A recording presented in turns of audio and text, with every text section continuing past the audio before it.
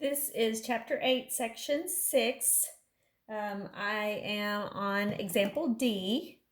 So this example says that Cindy and Pam, working together, can paint a deck in 10 hours. Working alone, Pam takes twice as long as Cindy. Cindy, how long does it take Cindy to paint the deck alone? So if they can paint together the deck in 10 hours, that means that, let's compare it to 1 hour. In 1 hour, they could paint a tenth of the deck. Okay? Well, then let's think about how fast they each can paint. Well, if together they paint the deck in 1 hour, a tenth of the deck, then let's see if they work together. We can take their individual rates, and their individual rates added together should equal 1/10, as in how much work they can do in 1 hour. So let's say, how long does it take Cindy to work? Well, we have no idea. So in 1 hour, since we don't know how long it takes Cindy to work, we're going to let Cindy be X. And then what do we know about Pam? Pam takes twice as long as Cindy. So if Cindy is X, then Pam in 1 hour is going to be 1/2x because she takes twice as long. So that's how you're going to set up this type of problem, and you'll have these on your Hawks. All right, so now since we have an equal sign, that means all we have to do is find the least common multiple, and we can get rid of our denominators. So these are all unique. 2x and 10 are unique. However, since 2 goes into 10 5 times, we're not going to multiply 2 times 10. We're just going to use 10 and x because 2 is a factor of 10. So we don't have to multiply 2 times 10. We can just use 10. So if we multiply 10 and x, that means our least common multiple is 10x. We're going to multiply that by every term.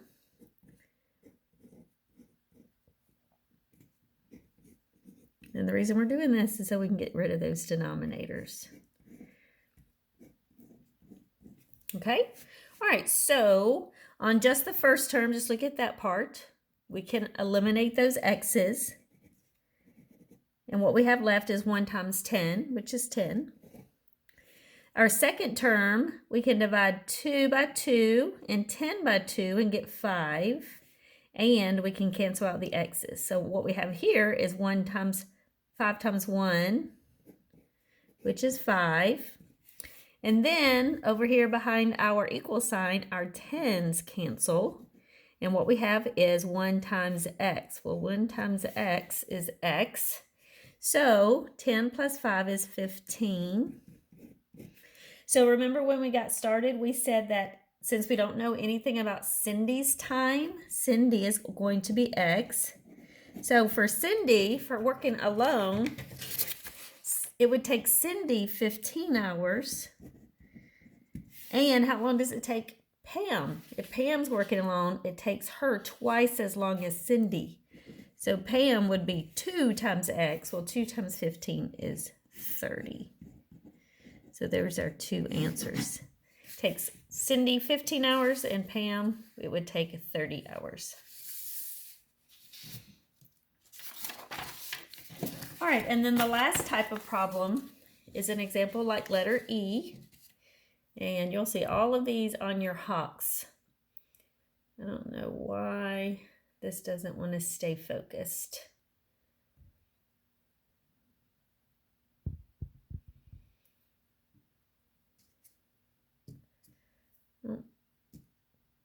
There we go.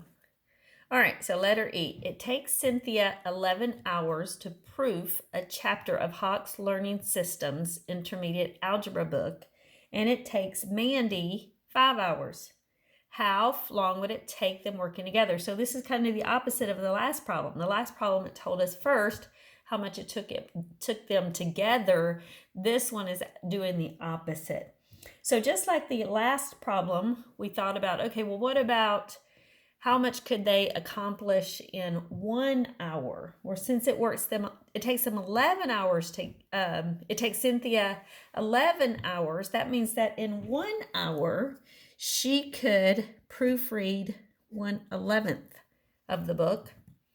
So then what would Mandy be? Mandy, in 5 hours, she can do it. So in 1 hour, she could do 1/5 of the book. And so for them working together, so together in math means we're going to add those. So we want to know what would the time be if they were working together, and we don't know. So that's our variable.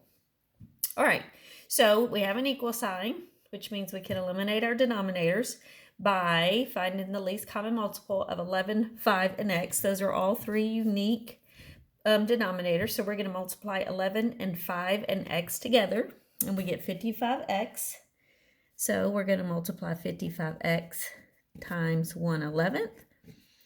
And then we're going to multiply 55x times 1/5.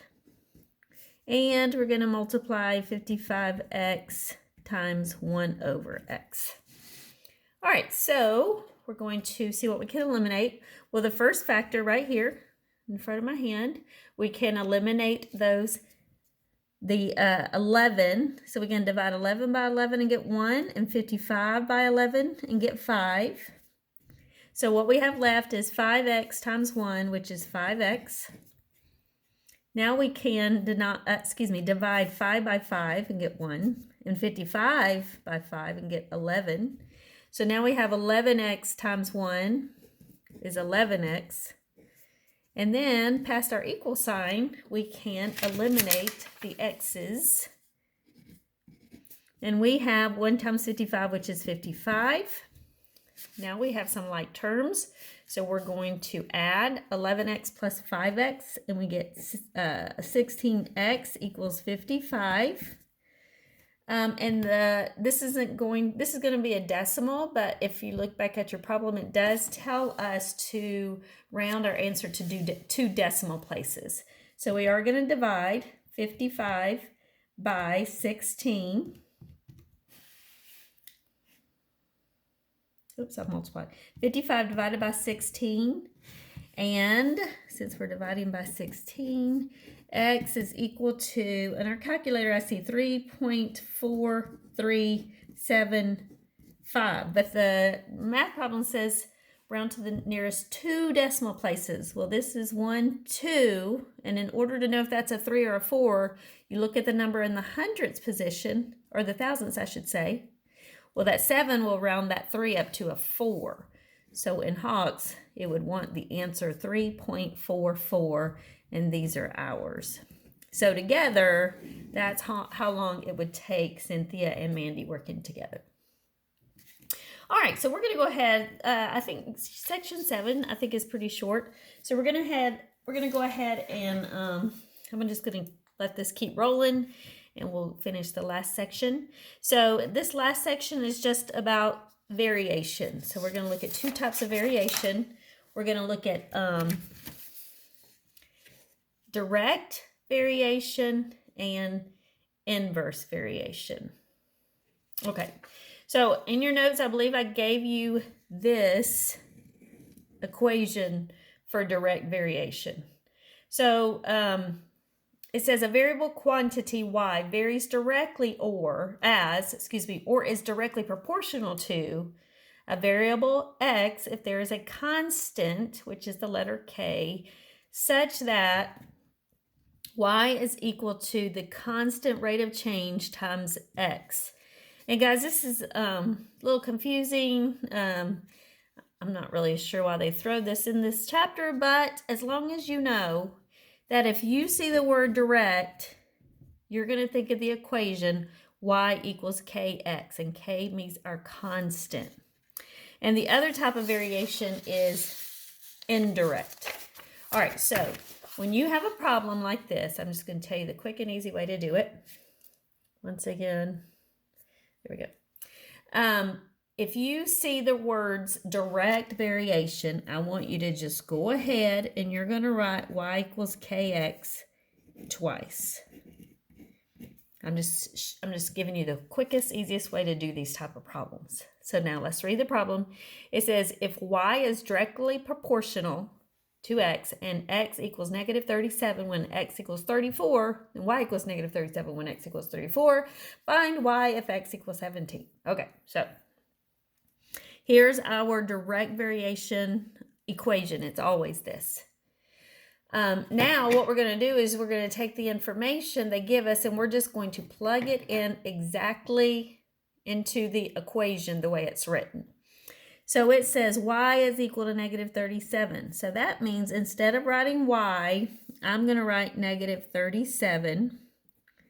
In all of these problems where we don't know what the constant is, so that's why we're just going to leave k a k. It says y is negative 37 when x is 34. All right, I could also write that 34x, or excuse me, 34k. I can just switch those around. Now, I'm always wanting to solve for k, so that means I would divide both sides of the equation by 34. And the first time I do this, I'm going to always get a decimal, but I'm just going to leave it in fraction form. Okay, so I've just solved for k right there. Now that takes us to the end where that comma is. So when you get a problem that says direct variation is going to give you a value for y and a value for x, you're going to plug it into this equation. You're going to solve it just like I did for k. And then it's going to give you a little bit more information. It says find y if x is 17. Well, we know now what k is going to be because we just solved for k right here.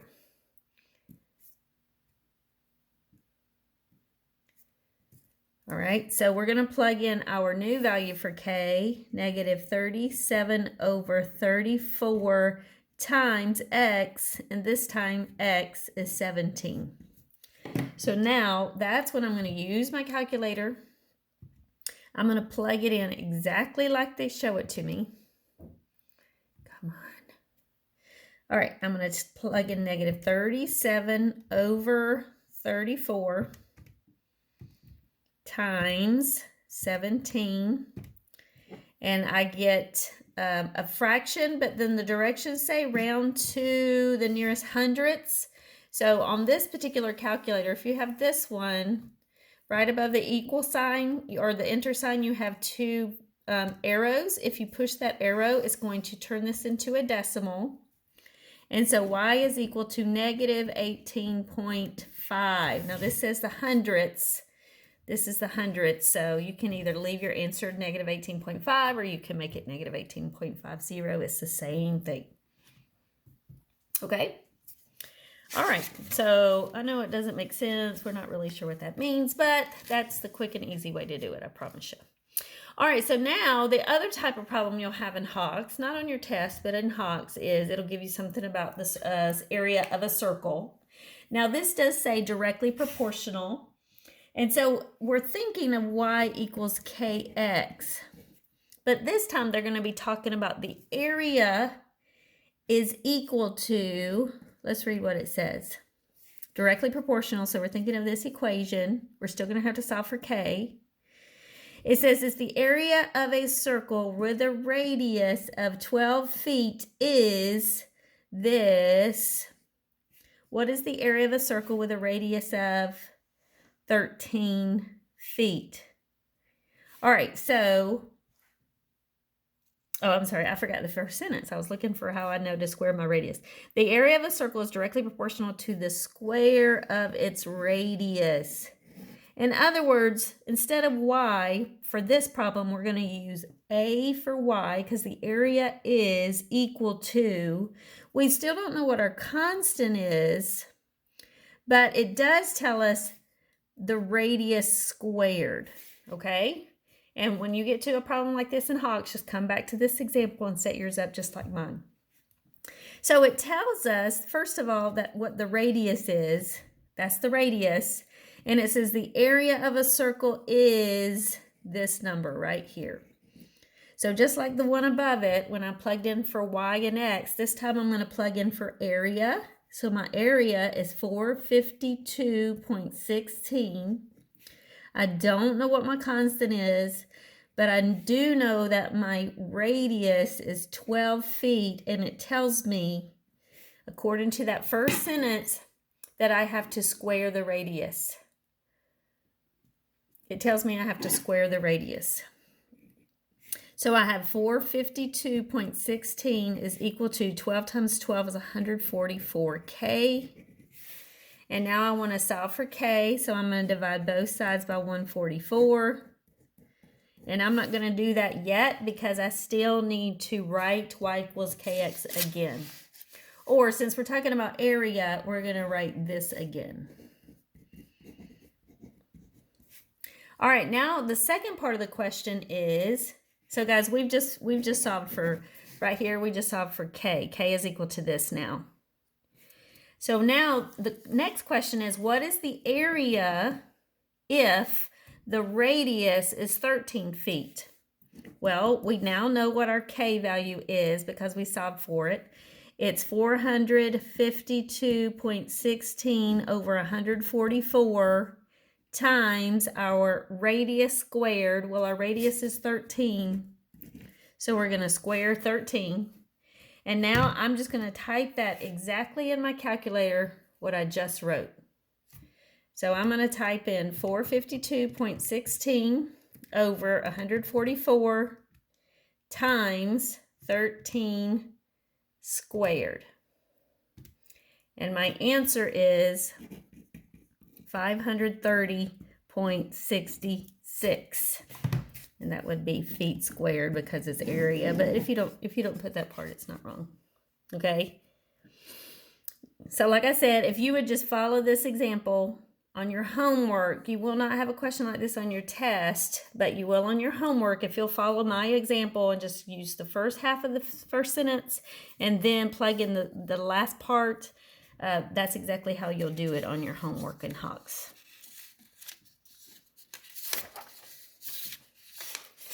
All right. The other type of variation problems you'll have is inverse variation. So direct is y equals kx, but inverse, you need to set up your equation like this, y equals k over x.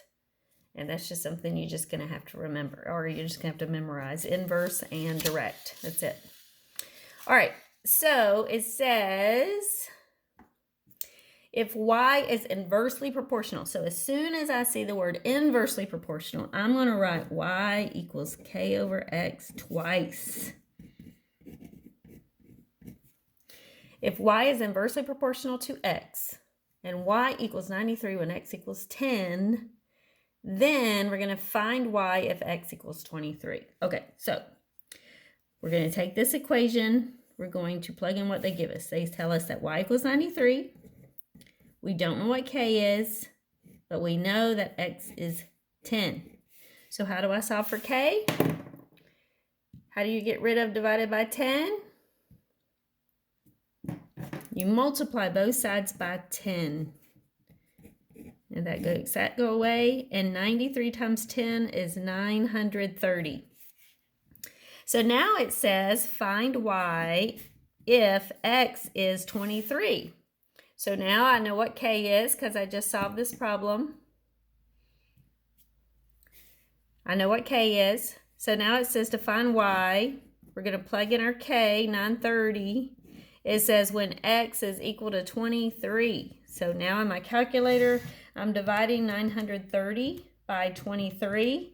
And my calculator says 40.4347. It says round to the nearest hundredths. Well, 3's in the hundredths place. So I look at the thousandths place. Does that make my 3 a 4? Or does it stay a 3? Well, since that's below a 5, my final answer is 40.43. And that is the value for y. All right, I think you have one more of those. Yep, it's inversely proportional. So as soon as I know what type of variation it is, I'm going to write that equation twice and plug in what they give me.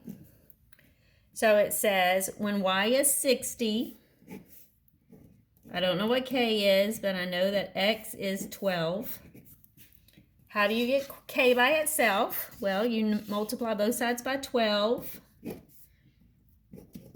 So k is equal to 12 times 60 is 720. So now I have a value for k. So now it says to find y if x is 35. So y is k. What's our k? 720. And our x is 35. So I'm going to multiply in my calculator 720 divided by 35. And my answer is 20.571. 571. Since that's a 1, that stays a 7. And that is my answer. Okay? All right, guys, that's the end of chapter 8.